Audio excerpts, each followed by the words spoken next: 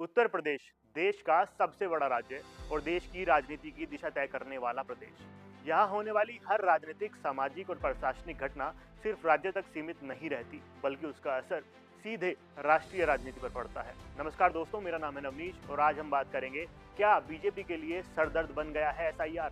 पिछले कुछ समय से उत्तर प्रदेश में ऐसी कई घटनाएं सामने आ रही हैं जिन पर सवाल उठ रहे हैं। चर्चाएं तेज हैं और विपक्ष लगातार सरकार को घेर रहा है।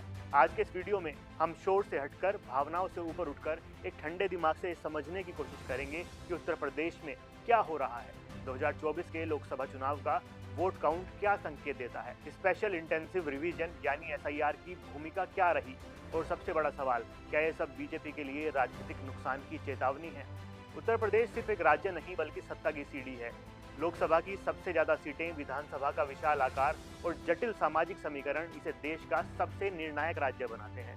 2014 और 19 में बीजेपी की राष्ट्रीय जीत की नींव काफी हद तक उत्तर प्रदेश में ही रखी गई, लेकिन 2024 के लोकसभा चुनाव में यही उत्तर प्रदेश बीजेपी के लिए एक अलग तस्वीर लेकर सामने आया। इस बार बात सिर्फ माहौल या बयानबाजी की नहीं थी, बल्कि सीधे सीधे वोट काउंट की थी। अगर 2024 के लोकसभा चुनाव को भावनाओं से हटकर सिर्फ आंकड़ों के नजरिए से देखें तो साफ दिखाई पड़ता है कि उत्तर प्रदेश में बीजेपी की सीटों की संख्या पिछले चुनाव की तुलना में कम हुई है। कई ऐसी सीटें हैं जो पहले सुरक्षित मानी जाती थी, वहां मुकाबला बेहद करीबी हो गया है और कुछ जगह पर तो परिणाम पूरी तरह पलट गया। ये वोट काउंट ये बताता है कि बीजेपी का वोट आधार पूरी तरह खत्म नहीं हुआ, लेकिन उसका सीट में बदलने का अनुपात कमजोर पड़ा है, जबकि विपक्ष का वोट ज्यादा संगठित होकर सामने आया। यही 2024 का सबसे बड़ा राजनीतिक संकेत माना जा रहा है। इस बदलाव में अखिलेश यादव फैक्टर को नजरअंदाज बिल्कुल नहीं किया जा सकता। 2024 के चुनाव में अखिलेश यादव के नेतृत्व में समाजवादी पार्टी और उसके सहयोगी दलों ने वोटों के बिखराव को काफी हद तक रोका। जहां पहले बीजेपी को विपक्षी वोटों के बंटवारे का फायदा मिलता था, वहीं इस बार कई सीटों पर विपक्षी वोट एक दिशा में जाते दिखाई दिए। नतीजा ये हुआ कि जिन सीटों पर बीजेपी कम अंतर से जीत दर्ज करती थी, वहीं सीटें इस बार उनके हाथ से निकल गई हैं। यानी नुकसान भावनात्मक लहर से नहीं, बल्कि सीधे चुनावी गणित से हुआ है। चुनाव के बाद भी उत्तर प्रदेश में हालात पूरी तरह शांत नहीं रहे। कानून व्यवस्था, भर्ती और रोजगार, परीक्षाओं में अनिश्चितता और स्थानीय प्रशासन को लेकर नाराजगी जैसे मुद्दे लगातार सामने आते रहे। सोशल मीडिया पर इन मामलों को लेकर बहस तेजी से चलती रही। विपक्ष ने इन मुद्दों को 2024 के चुनावी नतीजों से जोड़ते हुए ये दिखाने की कोशिश की कि जनता की नाराजगी अब सिर्फ चर्चा तक सीमित नहीं है, बल्कि वोटिंग पैटर्न में बदल चुकी है।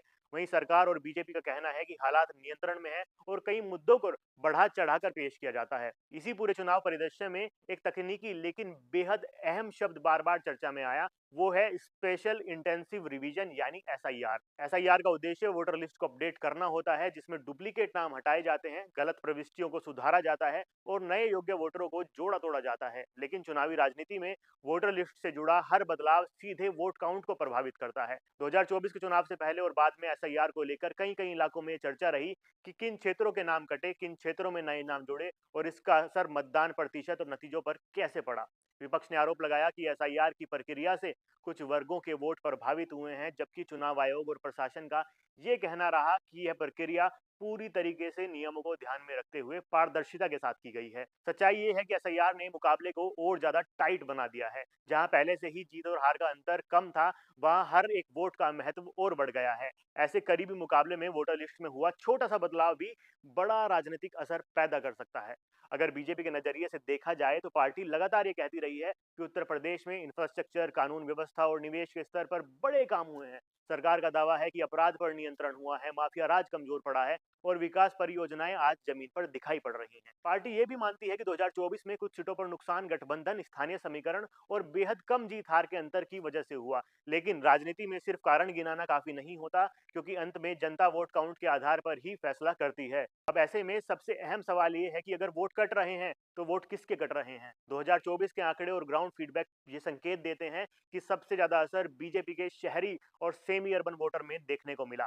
मध्यम वर्ग, नौकरी पेशा लोग, प्रतियोगी परीक्षाओं की तैयारी करने वाले युवा, छोटे व्यापारी और सर्विस क्लास, यही वो वर्ग है जिसने पिछले एक दशक में बीजेपी को मजबूती दी थी।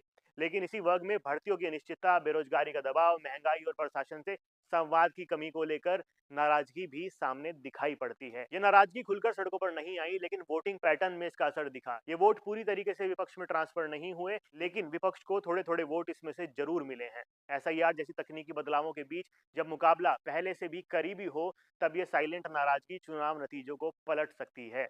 उत्तर प्रदेश की राजनीति में युवा वर्ग हमेशा निर्णायक रहा है।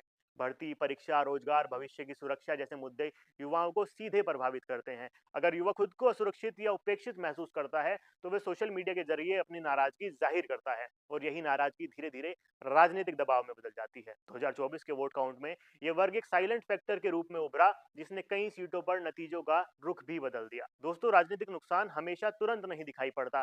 कई बार असंतोष धीरे-धीरे जमा होता है और चुनाव के वक्त अचानक सामने आता है। 2024 का लोकसभा चुनाव उत्तर प्रदेश में एक ट्रेलर की तरह देखा जा रहा है। वोट काउंट, शहरी वोटर की नाराजगी और एसआईआर जैसे तकनीकी पहलुओं से मिलकर ये संकेत दे दिया है कि मुकाबला अब उतना आसान नहीं है। निष्कर्ष साफ है, 2024 का वोट काउंट और स्पेशल इंटेंसिव रिवीजन एसआईआर दोनों ये बताते हैं कि उत्तर प्रदेश में राजनीतिक मुकाबला बेहद करीबी हो चुका है। बीजेपी के लिए ये खतरे की घंटी नहीं है, लेकिन एक गंभीर चेतावनी जरूर है। अब ये पार्टी पर निर्भर करता है कि वह किस तरीके से संकेतों को नजरअंदाज करती रहती है या समय रहते आत्ममंथन, संवाद और सुधार के जरिए स्थिति को संभाल लेती है। राजनीति में वही पार्टी टिकती है जो समय रहते जनता की आवाज सुन ले। सवाल यही है, क्या उत्तर प्रदेश की ये चेतावनी आने वाले चुनाव में तस्वीर बदलेगी या समीकरण एक बार फिर से पलटेंगे? आज की इस वीडियो में इतना ही। कमेंट सेक्शन में हमें बताइए कि एसआईआर के बारे में आप क्या कहना चाहते हैं। क्या ये एक निष्पक्ष प्रक्रिया है और क्या इससे बीजेपी को नुकसान होगा? जो भी आपकी राय हो कमेंट सेक्शन में हमें बताइए। अभी के लिए धन्यवाद।